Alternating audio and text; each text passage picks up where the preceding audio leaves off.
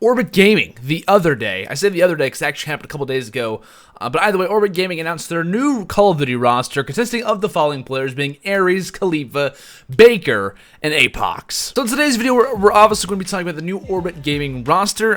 In some ways, people might be thinking, "Oh, this isn't really that interesting." But just in general, I know about these players. I know their play style. I've been watching them, and the reason why I want to point this out, besides the fact that some people might think this is boring, I don't think it is at all. But personally, the reason why I'm making this video just in general and why it's kind of delayed is the fact that I wanted to watch these players. In Call of Duty, the hard thing about Call of Duty being able to kind of predict the roster is that usually Call of Duty rosters in general don't last more than like a month or two. So if you're trying to watch a team, if you want to have a whole lot of practice watching certain rosters, around 2 to 3 hours is kind of average after making a video. So the whole reason, the whole point, is because I wanted to watch how they play. Now, I've been able to spectate these guys, been able to watch these guys throughout Advanced Warfare and also in Black Ops 3. I know how they perform on a separate level by themselves on previous teams, but how are they going to work together? What is their playstyle like? They played in the UMG 25K online tournament for the Call of Duty World League Challenger Division last night, or not last night, the night before last. And I wanted to watch that game. I wanted to see how they would perform, and they actually had some pretty surprising results. We'll talk about those. We'll also talk about how I think they're going to do heading on, and possibly if they could be a main Challenge Division team, possibly making it to Stage 2. So there's a lot of interesting things to kind of be noting throughout this video, but like I said, I wanted to apologize for the fact that it wasn't up super quickly after that. But the reasoning is, I think, kind of valid, to be honest. So I'm going to give a little bit of a history on the Orbit Gaming roster. Not like super far back history, but like just Advanced Warfare far back, so like not even half a year ago. Either way, the old and previous Orbit at the MLG World Finals event was consisting of the following players being Facento, Happy, TCM, and Replays. Replays, who would later go on to be on Luminosity, where she currently resides at. TCM, who is currently under the age of 18, so we cannot compete in Call of Duty World League tournaments. Happy, who I believe is currently on C9, was on a number of different teams for a little bit of time, but now has found his home over on Cloud9. And Facento, who currently resides over on Elevate. So that's kind of like where the previous Advanced Warfare team was at the MLG World Finals. That was the Orbit team coming into Black Ops 3. Completely new roster, obviously, because all these guys went to different places, excluding TCM, who kind of, unfortunately for him, can't compete right now. So where does this leave Orbit to kind of go from? You know, they had their rosters, throughout Advanced Warfare. It wasn't like the best teams. They had some pretty good rosters here and there. Had Burns on the team for a little bit of time, and things kind of went haywire at certain points. But obviously, releasing two of their players, Wheats and Pac-Man going over to a different team. Where do they go from here? Where does Orbit go? And this is their first announcement since all that happening. So they kind of have a little bit of an underperformance heading into Stage 1 playoffs for the Call of Duty World League. They don't qualify, and now they've set their focuses on, obviously, the ever-coveted Stage 2. Every team, every organization who's not already in the league is doing their very, very best to get into Stage 2. That's why we've seen so many Cloud9 changes. A lot of these organizations who, in some ways, didn't get their spot or didn't get their chance into Stage 1, maybe some organizations outside of Call of Duty who didn't get their chance, this is their opportunity to get their hands on the money, which is what everyone is obviously coveting, and the players who just want to compete at a higher level again. So these are the players that we're going to be talking about today. Like I said, we have Khalifa, Baker, Apox, and Ares to talk about. I've watched these guys start Advanced Warfare, know a lot about their playstyles, and I've also been watching them and spectating them. I probably have from around maybe roughly 3 hours, maybe 3.5 hours of watching time. I know that's not really a stat, that's usually recorded, but I usually have, I've been able to watch them in every game type. I think Search and Destroy most likely is probably the least out of those, but just in general though, they seem to be pretty solid, and I can't wait to talk to you guys about these players, where they've come from, how they're going to perform, and how they're going to do with this new team. The first player that we're going to talk about coming from the Orbit Gaming roster is going to be none other than Mr. Khalifa. It's not Mr. Khalifa, it's just regular Khalifa. But either way, Khalifa, for those who may not have heard of him before, throughout Advanced Warfare was known to be on an organization known as 3 Up Enterprises. He was on that team till after, I believe, the LAN qualifiers for Stage 1. We already talked about with Orbit's earlier roster. He was on a roster known as 3 Up, like I said. But throughout all of Advanced Warfare was really just a top slayer. He was the top fragger always in every game type for 3 Up. Whatever roster he was on, whatever players he was playing with, was always dominating. I casted over him at UMG, DC, and Dallas. I'm not sure if I did see him too much in any other events or anything like that. But just in general, though, this guy was a top slayer. It didn't really matter what game type he was in, whether it was uplink, hardpoint, search and destroy. He was there to get kills. That's exactly what he did. It's kind of hard to find certain, play styles for certain players. It's like, he can do the objective work. He's pretty good at that. But when it comes to gun skill, he's just not up to par. That's where Khalifa kind of thrives at. He's super, super talented, and it was a big deal in his career having to leave 3 Up after the Black Ops 3 LAN online qualifiers. Him kind of venturing out to find a new team, in which he kind of found some, and went to, in some ways, to some uncharted territory is what I'm trying to say here. He went over to a major organization known as Cloud9. We talked about Cloud9 in the previous video. If you guys want to check that one out, it's kind of outdated now because the Cloud9 team is kind of disbanded. Spoiler. But if you guys are curious, you can feel free to check that one out. If you want to, I'll have a link in the description to that video in which I kind of talk about Khalifa just as much as I am now. It's not really too much more in depth than I'm talking about him right now currently. But either way, we'll obviously talk about it, and you guys can check that out. But that was whenever, obviously, leaving 3ZUP Gaming, or 3ZUP Enterprises, I guess you could say. Khalifa, like I said, was going into some uncharted territory before. He never really ventured out into this type of situation. C9 announced a roster with him, Sinful, Killa, and Accuracy being the new roster, which kind of in some ways caused a lot of haywire. People were like, why isn't Cloud9 grabbing a top team in the game? Why are they picking up? In some ways, it can be considered a pickup team heading into UMG South Carolina, and then exactly that event would be their first showcase of their roster, and to see how they would perform. You know, this is UMG South Carolina, a massive opportunity, probably the biggest opportunity for challenger teams to get those challenge points heading into stage 2 if they do get that opportunity to be in the top 4 teams. And just like the time before, another Call of Duty World League event, and Khalifa yet again does not have the performance, especially that Cloud9 was really looking forward to. You know, this roster was kind of regarded as like a top 4, top 5 team. In my opinion, I didn't really know who else would kind of take them out or who would kind of step in their way, maybe besides like a Liquid, maybe an E6 Gold at the time or someone like that. But these guys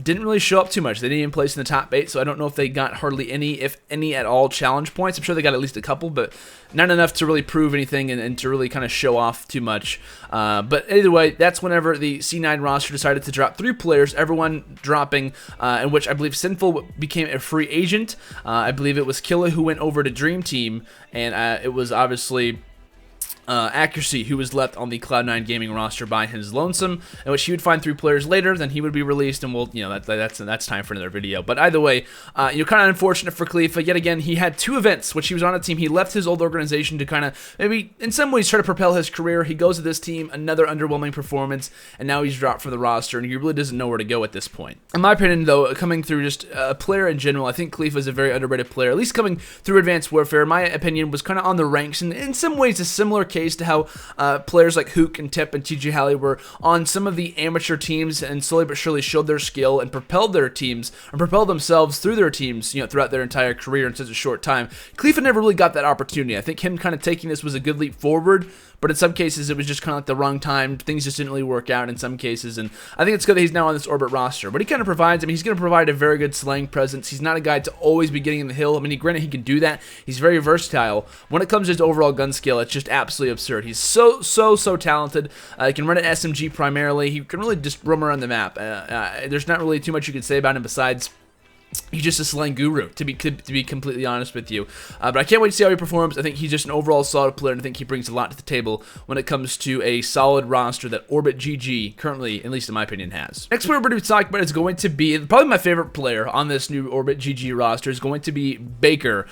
Baker, for those who may not know, and this is how I discovered him, was through the MLG relegation tournaments. I believe in the MLG Season 2 relegation tournament, he played on a roster known as the Resurrection of Cole, which stands for the Resurrection of Cole-Chan.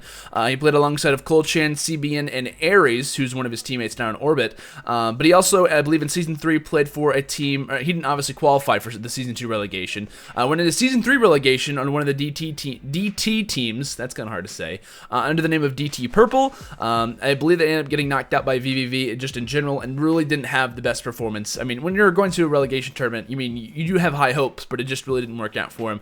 But I was able to watch him. There was actually one game on stream that I was able to watch, and I have no idea who it was against. It might have actually been against VVV, to be honest with you.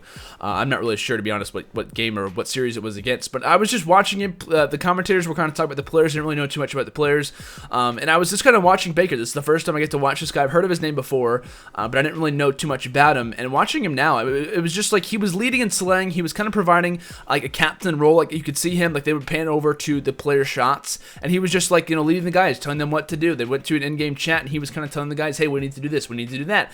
And it was just like, it was nice to see an amateur player who was leading a team and was in some ways kind of under-recognized for how talented and what he really brought to the table. Without a doubt, at least in my opinion, he was one of the most valuable players, most valuable assets to a team at that tournament. Which it was unfortunate that they didn't end up qualifying, but still, that was just kind of like my first taste in some ways of how talented that this guy named Baker was. He would later to join on to be a part of 3ZUP Enterprises heading into Black Ops 3. But like what I said earlier in referring to Khalifa, at the Stage 1 Call of Duty World League NA qualifiers, they did not end up qualifying. But something on a positive note, though, Baker had one of the higher KDs for the team. Actually had like around a 1.06 or 1.07 at the qualifiers, but like I said, did not qualify. So just in general, though, the Baker is a great leader. I don't know who's the exact captain of the Orbit Gaming team, to be honest with you. I should know that, but I just don't at the time. He's a really good sub player as well. He can kind of transition from a sub to AR. I was watching and seeing some of his classes. You can run the VMP, can run the M8, can run the XR2. Really just depends on what's really needed first at a certain time during the game, just in general, though. But I think, like I said, on Orbit, he provides that leadership role. That first thing that I saw in him at the this Season 3 relegation tournament for the MLG Pro League when he was on that DT Purple squad, he brought leadership. He knows what he's doing. I think it was Jack who was actually casting over them in a Complexity gaming match, which I believe they ended up taking out Complexity in the UMG 25K online tournament for the Challenge Division. They ended up taking the 2 search games, and they also won the first hard point. So they went to I believe it went down to Game 5, Round 11, and they actually took out Cole. So that was a big deal for them just in general. But Jack, I believe, was actually casting that match from his live stream. He had an interview with Baker, and he was saying, "We remain composure. We're still working at our chemistry as a team."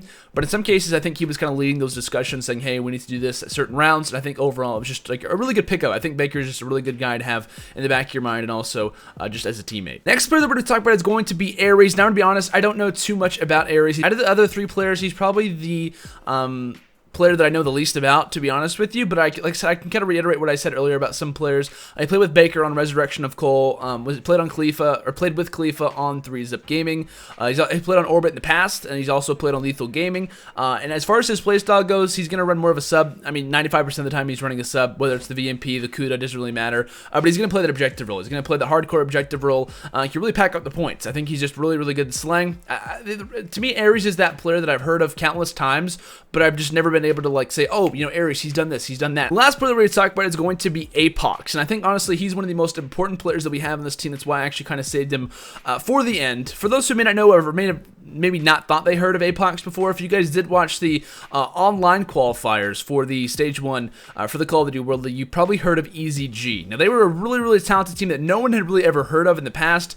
You heard a number of different hashtags, like Block the Backer, I think is what it was called. I can't remember what it was exactly. But heading into, I believe, the qualifying match, they were playing against Question Mark, who later turned into Rush, who later turned into TSM, who actually is now qualified into Stage 1. They've been competing for the last couple of weeks and whatnot. But this was the game to possibly qualify for Stage 1. So whoever wins this game is automatically qualified for the season, in which case EZG actually went up 2-0, and everyone's thinking, oh my gosh, this EZG squad, we've never heard of them before, they're going to qualify. This is a massive opportunity for them. It's super awesome, like being able to kind of have an undiscovered team who was this talented, make it in. It was awesome. And unfortunately for them, though, TSM would later go and win 3 maps straight. The reverse sweep would come into play, and they would end up qualifying. But it was just that close. Like, Apox was so close, and obviously his career would have completely changed if that would have happened. But EZG, really unfortunate for those guys, and obviously Apox was the main AR on that team, and obviously just a main competitor for that roster in general.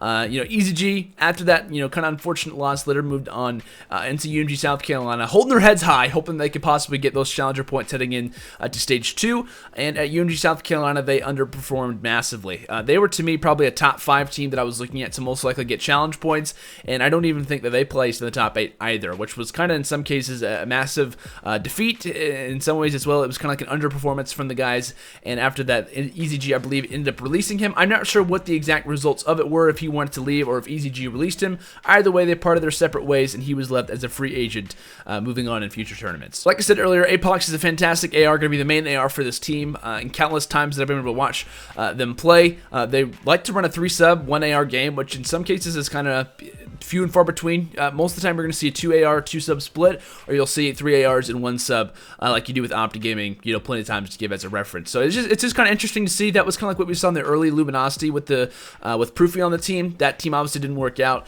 but in some cases, we've seen this type of playstyle before. It just hasn't worked in the past, but we'll see how they do, moving forward. And like I said earlier, I've been able to watch this team for a little bit of time, and some notes that I've taken on them, obviously, is they don't like to snipe during Search and Destroy. They're a very versatile team. Like I said earlier, they can run the 3 sub, 1 AR game, they can also switch things up a little bit, but not too much.